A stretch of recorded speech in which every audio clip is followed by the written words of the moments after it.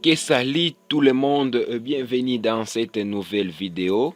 Et dans la vidéo précédente, vraiment, on avait vu comment est-ce qu'on peut apporter de la modification à partir d'un élément sélectionné venant du DOM. Alors, dans cette vidéo, on va voir comment est-ce qu'on peut modifier vraiment l'attribut d'un élément sélectionné à partir du DOM. Ok, donc on se trouve vraiment sur notre Visual Studio et de là je vais créer notre quatrième leçon et ça sera ici override ici attribute. Donc on va réécrire ici un attribut.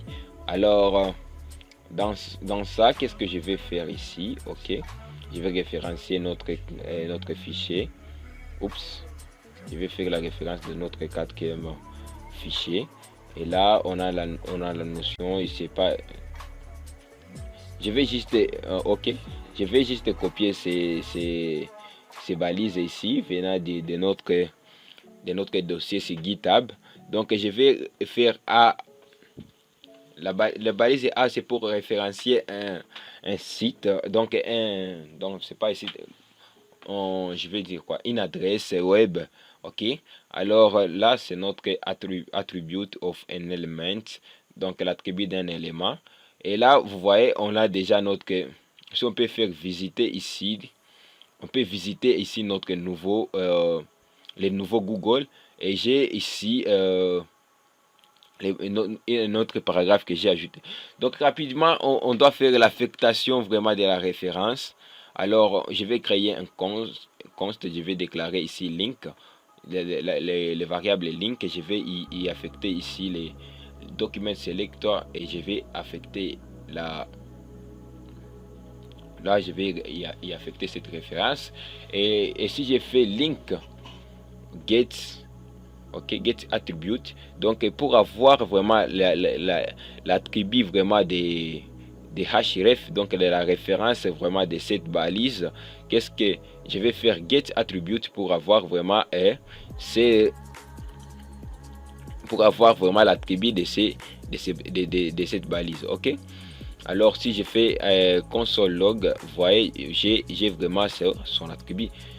Ok, j'ai l'attribut vraiment des j'ai vraiment la valeur nous fournie par l'attribut de cette balise. Ok, je peux faire la modification de l'attribut. Je peux avoir ici link site attribute. Ok, site attribute des ref hash, donc l'attribut c'était ref href, et je vais y affecter ici dans href, je vais y affecter ici facebook.com. Souvenez-vous, on avait google.com, je vais affecter de google.com vers facebook.com. ok, et là vous voyez bien, mais si je fais l'expectation d'éléments, vous voyez que nous avions maintenant facebook.com. alors je peux faire aussi je peux changer les textes qui nous affichent visiter le nouveau Google en disant visiter ici